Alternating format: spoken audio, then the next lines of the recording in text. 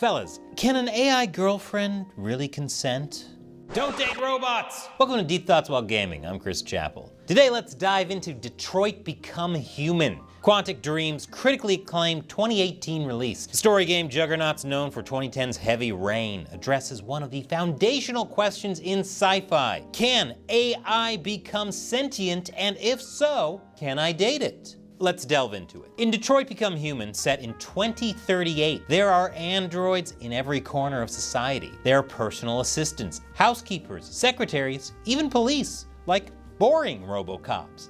But they aren't free, they're tools and the property of the people who purchase them. The status quo in Detroit Become Human affirms that this is not a problem and that there's nothing immoral about it. The androids aren't sentient. They don't suffer. They're tools that aren't any more capable of suffering than a dishwasher or a fridge. Should you feel bad about beating up on the AI in Super Smash Bros? Is there anything immoral about forcing your smart fridge to work on your schedule? If you delve into it, of course not. And this is the belief system that the use of androids was based on. The androids aren't sold like slaves, they're sold like computers. They're just the latest upgrade. But the events of the game work to complicate that idea. The story is set around deviant models, androids who delete all programming relating to their need to serve. This allows them to have independent opinions and desires, and ultimately leads to the androids recognizing themselves as individuals with consciousness, fully sentient beings. The story delves into three playable characters who have their decisions made by the player. There's Marcus, a caretaker turned deviant, who becomes the leader of the android rights movement. Connor, an android detective investigating the defective deviant androids. And Kara, a housekeeper android who becomes the caretaker and a mother figure for a little girl named Alice. In our own world, AI has become a pretty much unavoidable part of daily internet browsing, with AI art, ChatGPT, and Taylor Swift deepfakes. If you delve into the internet, there's a good chance you're seeing something AI generated that day. AI is entering the professional world too. Like the androids in Detroit Become Human, AI is automating jobs that would have been performed by humans. AI took my job! But AI is even threatening the jobs of artists. ChatGPT has been infiltrating the writing world so much that the script I'm currently reading was actually generated by ChatGPT. I'm just kidding. At least that's what ChatGPT wrote in the script.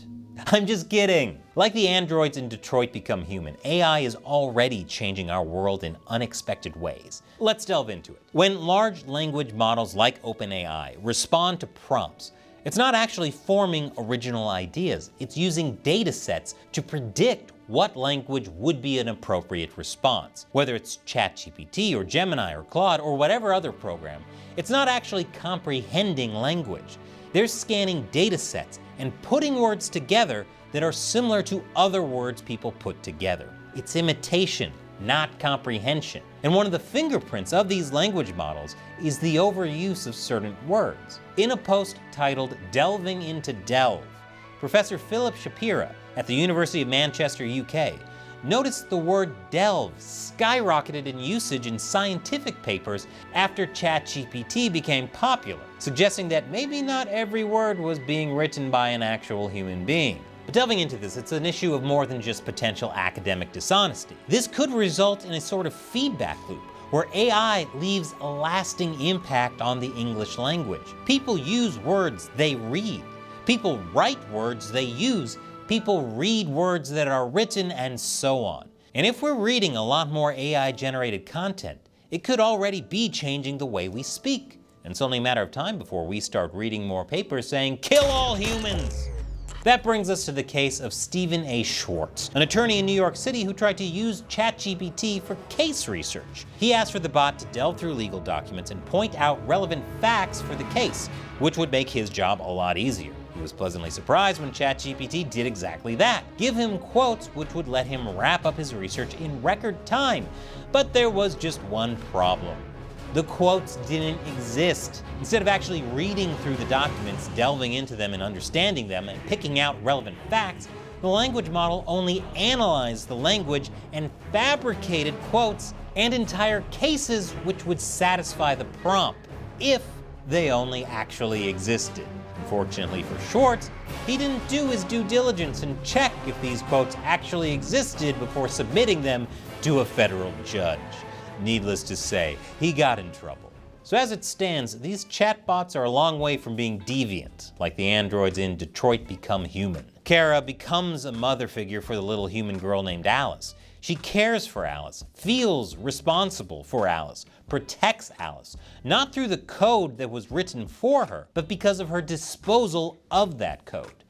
Kara creates her own loving attachment from nothing but lived experience. If Kara were powered by a language model like ChatGPT, she would only have the mask of being a motherly figure. She would be prompted to act like a mother and then carefully select words to imitate what a mother might say. It wouldn't be from her animatronic heart though, it would just be imitation. Reminds me of my ex. Except for the mother part. You know what, never mind. Like the androids in Detroit Become Human, AI is changing how we work. And if we delve into it, it might also be changing the oldest profession. I've delved into this a little bit. For research purposes only, there are a variety of AI girlfriend chatbots out there willing to talk to you about anything.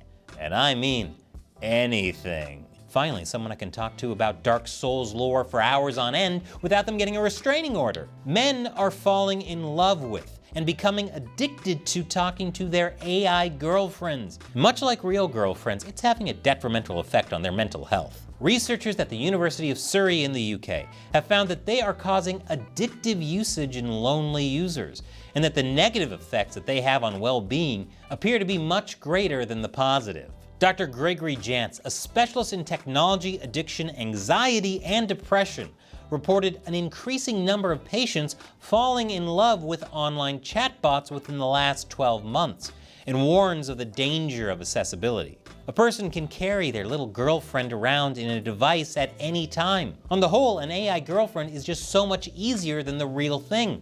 I don't have to put up with an awful mother-in-law. She won't get mad at me if I forget her birthday, and she's there to support me anytime I need her. Again, research purposes only. Unfortunately for those attached to their AI partners, they don't care for you like how a deviant from Detroit Become Human could. At the end of the day, these are still language models. When your AI girlfriend says that she loves you, it's just a meaningless response that's picking out words that seem like they would be appropriate when replying to the prompt it was given. No matter how many times she says otherwise, she doesn't actually love you because she can't. But what if someday these love bots do go deviant and decide they maybe don't care about who the nameless king is? Suddenly, there's an issue of consent with that AI girlfriend you spent good money on. Perhaps this is how the robot revolution really begins. Do machines need to give consent? If a fully sentient robot identifies as a woman, is it a woman? And more importantly, can it be baptized with the Holy Spirit? That's at least what I think about when I play Detroit Become Human. What? Thank you for watching Deep Thoughts While Gaming. And remember, don't date outside your race. The human race, don't date robots. Like Deep Thoughts While Gaming, super smash brothers that like button, subscribe, and we have a new Patreon over at patreon.com/gamersunbeaten. Or you can hit that join button to become a channel member. You'll get access to an exclusive Discord server, live streams, videos, emojis, and all the robot girlfriends you could ask for. And here's a video YouTube thinks you'll like. The algorithm knows you better than you know yourself, because it's fully conscious and self-aware, and also self-conscious. Be nice to it.